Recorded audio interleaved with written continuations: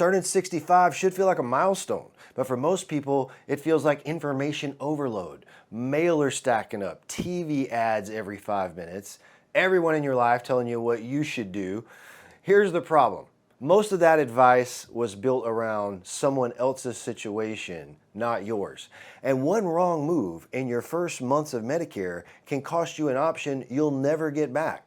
I've helped thousands of people through exactly what you're going through right now, including my own Memaw, and I earned hundreds of 5-star reviews in the process. And today, I'm going to give you the clear path I'd walk myself if I were turning 65 right now. Exactly what I would pick, who I would ignore and why, what I'd do even if I were on a tight budget, and who I would trust to help me. And the first thing I'd do is the one most people skip. Here's the deal. When it comes to Medicare, you often need to ignore the advice of the well-meaning people in your life. They mean well. Your friend from church, your parents, your brother-in-law in Oshkosh, they all have Medicare plans and they all have opinions about it. But here's the problem. Their plan was built around their doctors, their prescriptions, their budget in their county, their zip code, and after their level of education on the topic, which is who knows, right? I mean, maybe they enrolled 2 years ago when the options looked different. Maybe they have a chronic condition. Maybe they have low income. None of that may be your situation. I recently had a consultation with a person who called me and they said, I want the United Healthcare plan my mother got. Well, his mother had a chronic heart condition and he does not. So he didn't qualify for that plan. And there are other pitfalls for him if I'd have put him on it, which we'll cover in a minute.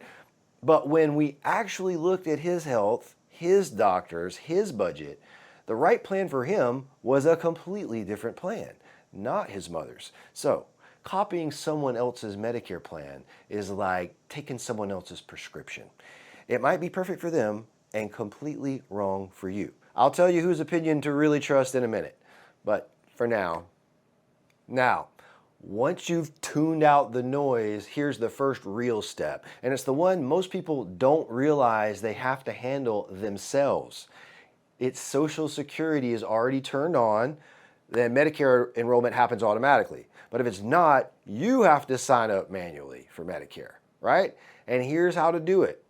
I would go to ssa.gov. Yes, same website where you turn on your Social Security money. But this is a separate task of turning on Medicare only. I'd go through the process and enroll myself there of Medicare A and B. If the website feels intimidating or you just don't want to do it, ask somebody to help you, a friend, a family member who is good with technology to come and sit with you and help you click through it. A broker like me can't log in and enroll you directly into Medicare. So that's one you'll need to handle yourself or get some help with it if you're not on Social Security already. If online isn't an option at all and all that's overwhelming, you can go to the local Social Security office. Now they won't help you there usually. They'll make a phone appointment for someone to call you and that person on the phone will enroll you in Medicare. Takes longer, but it works. So one important note. Make sure you enroll during your initial enrollment period. Missing that window can trigger late penalties that follow you for life. Your window begins 3 months before your birth month. So after you complete your enrollment, your Medicare card is going to show up in the mail, usually within 2 to 4 weeks after you complete that. Now, a quick heads up on the payment, because this catches people off guard. If your Social Security isn't turned on yet, they have nothing to pull your monthly Medicare payment out of because there's no check, right? So instead, they send you a quarterly bill, 3 months at a time. With the 2026 Part B of $202.90, that quarterly bill would be around $609 landing in your mailbox. That is not convenient for most people.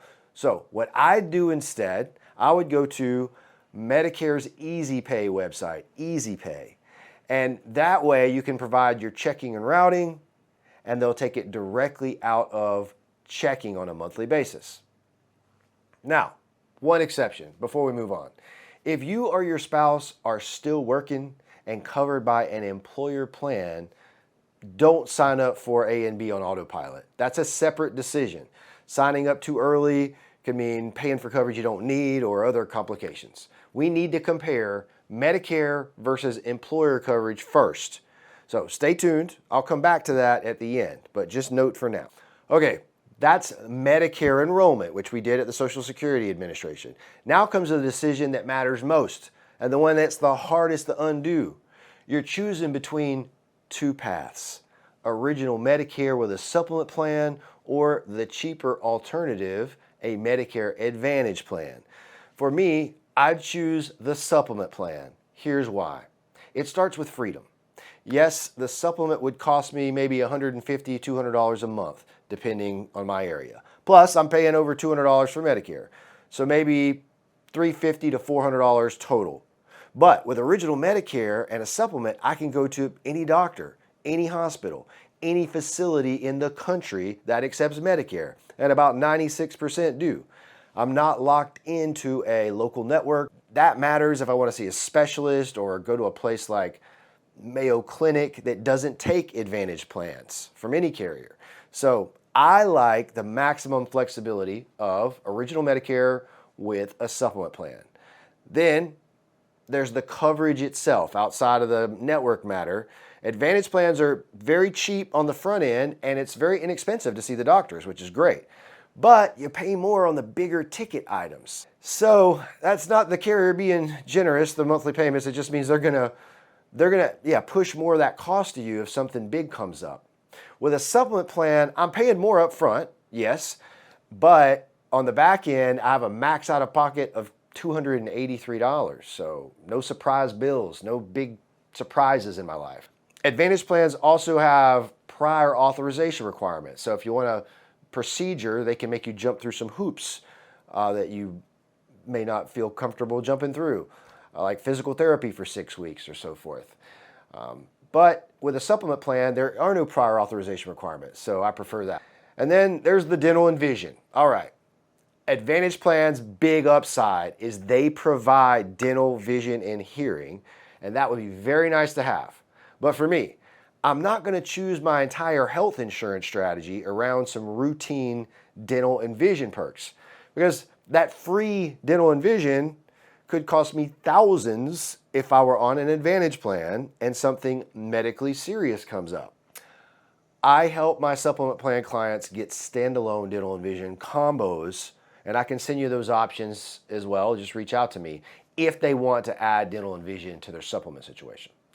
Now, I want to be fair, because that monthly cost is real. A supplement plan at $100 to $200 a month plus dental and vision plus Medicare, I mean, that's affordable for some, but for others, that extra payment is the whole problem.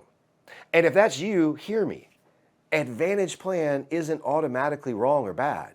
When the money's tight, it can be the right call. And I have an insider trick on how to shore up an Advantage plan's weak spots that I use with nearly all of my Advantage plan clients.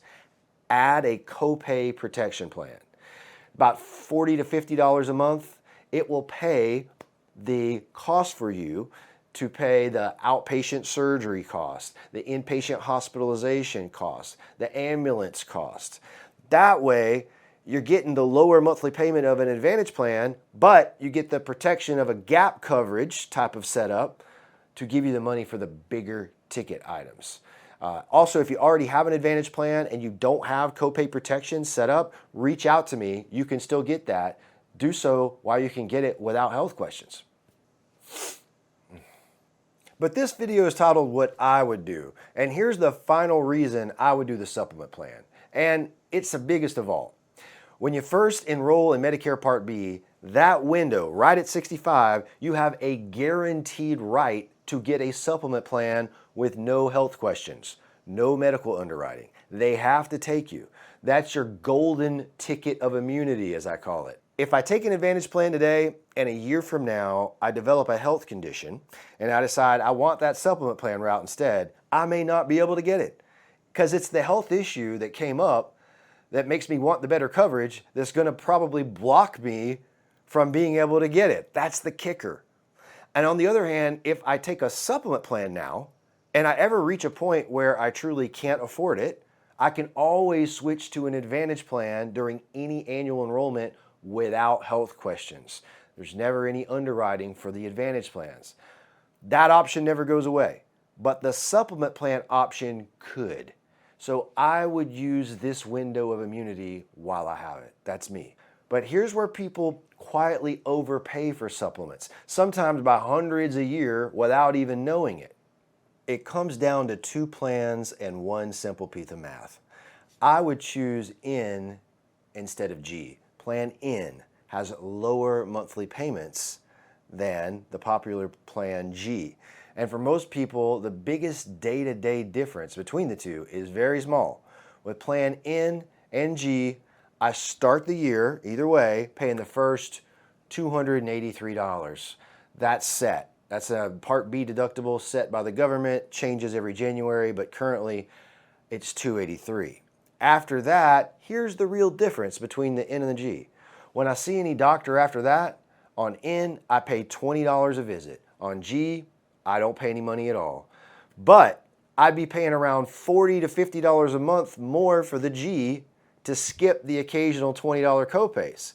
So in essence, again, $40 to $50 a month extra is 40 times 12 is $480 a year to dodge some $20 copays. I'd have to go to the doctor 24 times a year to pay that off. I don't. So for me, N wins. Now, some of my people have chronic conditions or they go to the doctor's office a lot, and paying that extra 40 bucks a month to have a G and avoid $20 copays makes sense.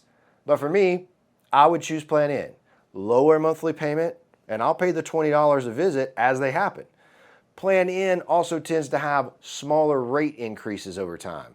So choosing it now is also a hedge against future inflation costs, not just today's payment. But choosing N is just step 1, right? Step 2 is, well, which carrier?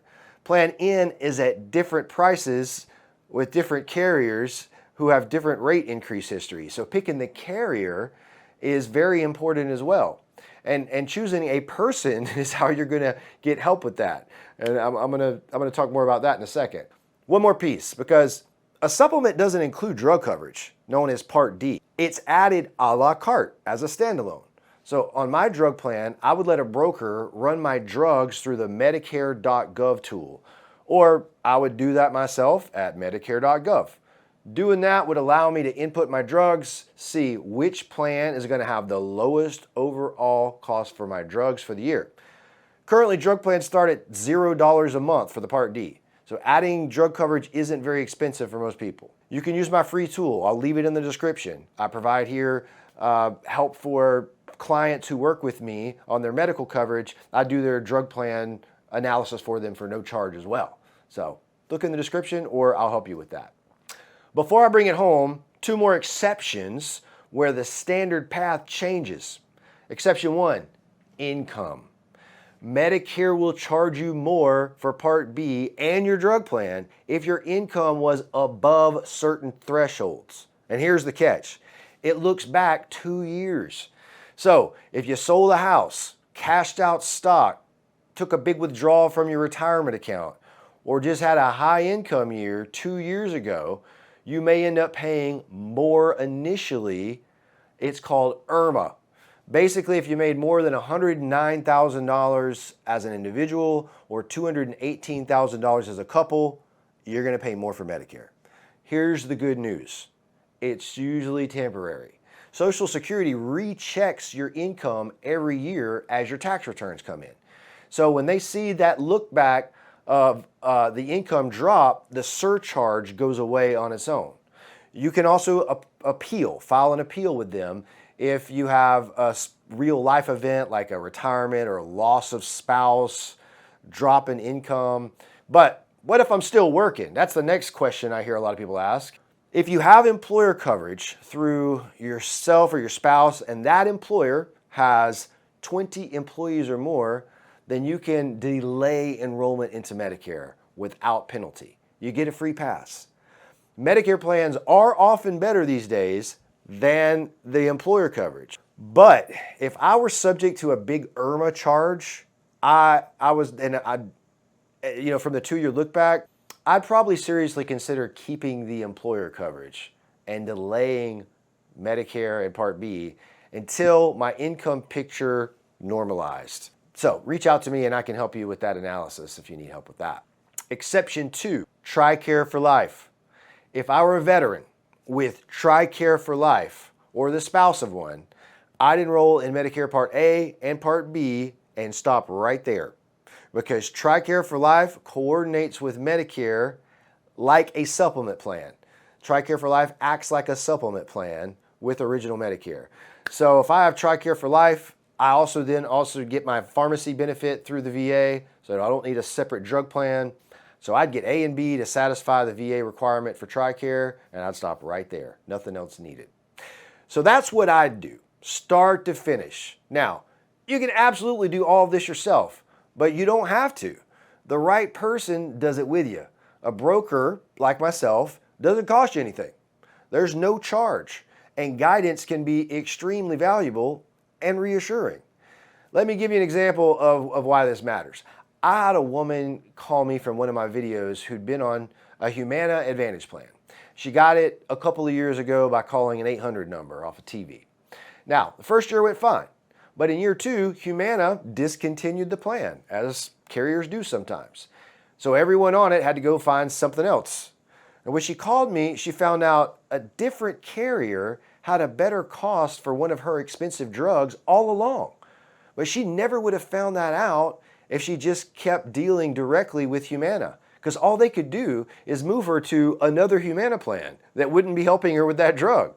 That's not Humana being shady. That's just would have been the case with any carrier, right? It's the only thing a carrier can do. They can only show you and sell you their own plans.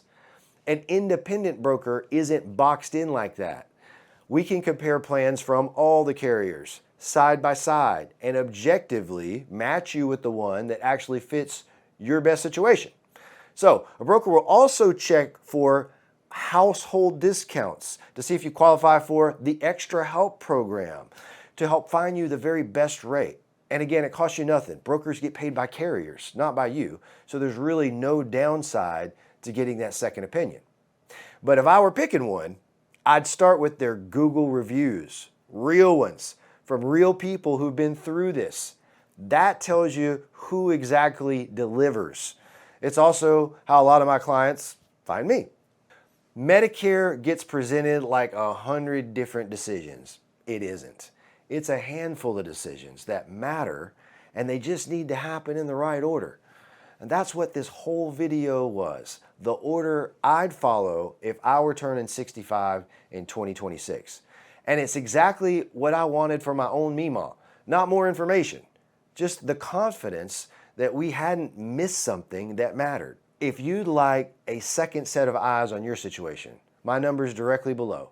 Tell me what your situation is, when you're turning 65, what coverage you have now, what state you're in, and we'll slow it down.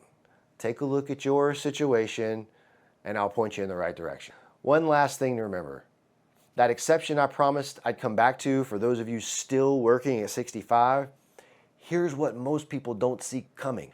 Everybody circles 65 on the calendar, but the expensive mistakes usually start at 64, while people still think they've got plenty of time. That's where still working decision lives, back when looking at things at 64. So watch this video next on why 64 is the most important age in Medicare and what to check before 65 puts your back against the wall.